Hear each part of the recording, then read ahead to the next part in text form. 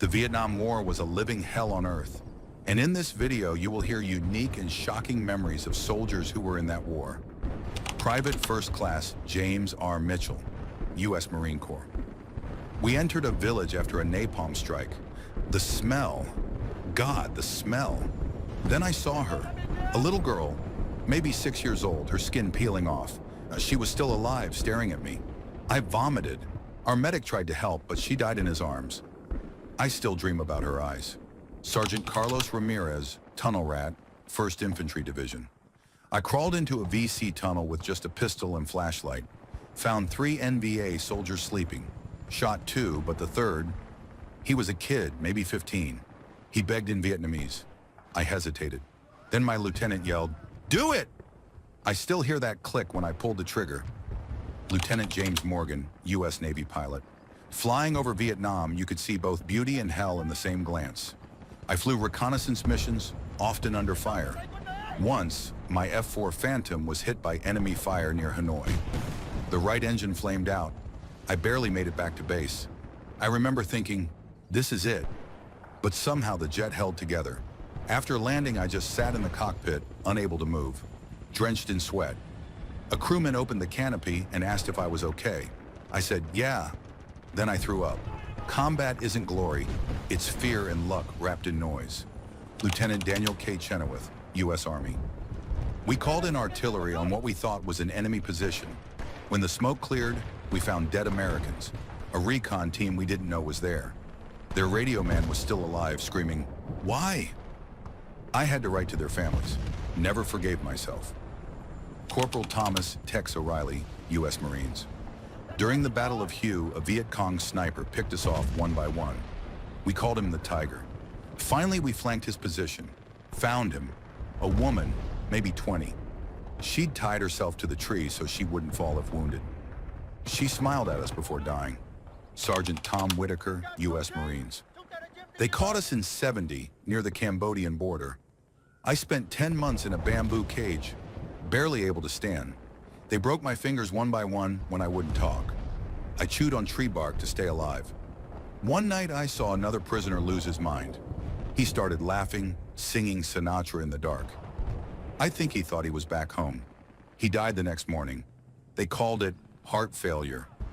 No chains can hold your body like fear can choke your mind. I still wake up reaching for bars that aren't there. Sergeant Robert Bobby Drake, Navy SEAL. We torched a VC rice stash. Then an old man ran out, burning like a torch. He fell at my feet, grabbing my boots. I shot him to end it. My CO said, "Good job." That's when I knew I wasn't human anymore. Private First Class Michael L. Hartley, 101st Airborne. A guy in my platoon faked insanity to avoid combat. Command didn't buy it. They made him walk point for a week. On day 3, he stepped on a mine. We packed his remains in a body bag, still twitching. Corporal Richard E. Morse, Green Beret. We captured an NVA officer. My interrogator waterboarded him for intel. On day 4, he coughed up blood and died. Turned out he knew nothing. That night, my interrogator shot himself. I still have his blood on my boots. Sergeant Major William Iron Barnes, 173rd Airborne. My squad vanished on patrol. No gunfire, no screams. We found them days later, skinned alive, posed like they were playing cards. The VC left a note, "American pigs play one last game." I burned that note, and then I burned villages. Lieutenant Colonel Alan P. Whitaker, POW camp survivor. In '68, I was listed MIA. My family got a flag. Meanwhile, the VC kept me in a bamboo cage. For 5 years, they'd cut off a finger every time Hanoi was bombed. When I came home, my wife had remarried. She screamed when she saw me. Private First Class Jose M. Rivera, 25th Infantry Division. Kids waved at us offering coconuts. One tossed a gift. It was a grenade. Killed 2 of my friends. After that, we stopped trusting kids, even the crying ones. Sergeant William Billy Harrow, U.S. Army. We were deep in the jungle near Da Nang, 1969. I was just 20. The night was so quiet it felt unnatural. Then screams, flares, and gunfire lit up the darkness. We were ambushed. My best friend Carter took a round to the neck right in front of me. I tried to stop the bleeding with my hands, but it was useless. I remember holding him while he choked on his own blood, calling for his mom. That moment broke something inside me. I couldn't sleep for months after. Still can't sometimes. They say war makes men. I think it tears boys apart and leaves men behind to carry the pieces. Corporal David Ortega, U.S. Marines. My worst memory isn't battle. It's what we found afterward. We entered a village the Viet Cong had raided. There were no soldiers, just families. A mother was cradling her child, both of them gone. I still see her face in my dreams. That was the day I stopped seeing sides. War wasn't us versus them anymore. It was survival versus horror. I still wear her necklace under my shirt. Found it lying beside her. A reminder that civilians suffer most. Always. Private First Class Marcus Slim Green, U.S. Army. Being a black soldier in Vietnam was like fighting two wars, one in the jungle, the other inside your own unit. I remember being called names by guys who were supposed to watch my back. But then there was O'Reilly, white guy from Alabama. First week out, he took a bullet for me. Said, "Color don't matter in a foxhole, brother." We stuck together ever since. He died in my arms 6 months later.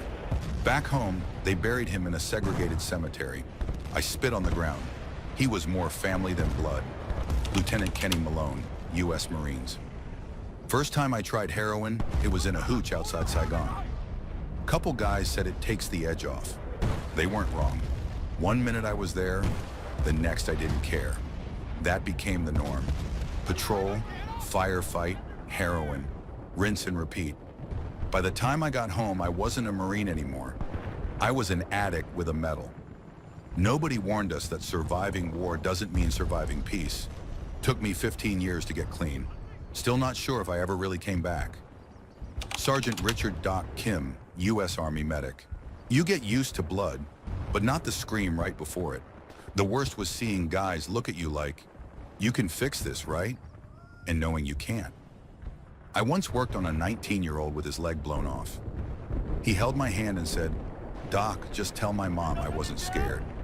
He died before I could answer. Truth is, we were all scared. We just lied better the longer we lasted. People think courage is not being afraid. Nah, it's being afraid and doing it anyway. Corporal Andrew Russell, U.S. Air Force. When I came back in '72, I landed in San Francisco and expected cheers. Instead, I got spit on. A woman called me a baby killer. I just buried 5 of my men in the jungle. I never felt more alone. The parades came later, years later, but the damage was done. My own country made me feel ashamed of surviving. I never wore the uniform again in public.